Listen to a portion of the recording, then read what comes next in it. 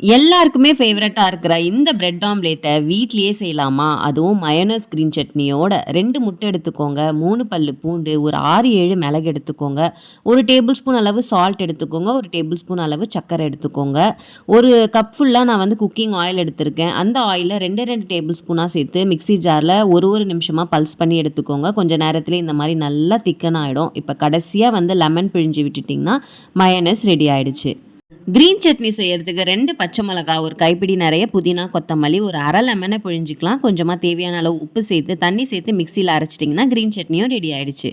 இப்ப சூப்பரா bread omelette செஞ்சிடலாமா? ஒரு தோசை தவால பட்டரை நல்லா மெல்ட் பண்ணிடுங்க. பிரெட்டை இந்த மாதிரி டோஸ்ட் பண்ணி எடுத்து வச்சுக்கலாம். ஒரு 2 முட்டையை வந்து அடிச்சு வச்சிருக்கேன். அதையுமே தோசை தவால ஊற்றிக்கோங்க.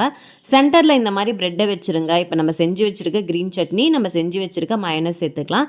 பேலன்ஸ் இருந்ததுன்னா ஏர்டைட் கண்டெய்னர் போட்டு ஃப்ரிட்ஜில் வந்து ஸ்டோர் பண்ணி வச்சுருங்க. எப்போ வேணாலும் எடுத்து நம்ம யூஸ் பண்ணிக்கலாம். இப்போ 4 பக்கமும் இதை நல்லா ஃபோல்ட் பண்ணிவிடுங்க. முக்கியமான விஷயம், கேஸ் வந்து நல்லா லோ ஃப்ளேமில் இருக்கட்டும். நல்லா திருப்பி திருப்பி வந்து போட்டு சுட்டு எடுத்திங்கன்னா சூப்பரான பிரெட் ஆம்லெட் ரெடி ஆயிடுச்சுங்க. கண்டிப்பாக சாஸோட வச்சு சாப்பிட்டு பாருங்கள். டேஸ்ட்டு தரமாக இருக்கும். இந்த ரெசிபி உங்களுக்கு பிடிச்சிருந்தா கண்டிப்பாக என் சேனலை சப்ஸ்கிரைப் பண்ணுங்கள். பாய்.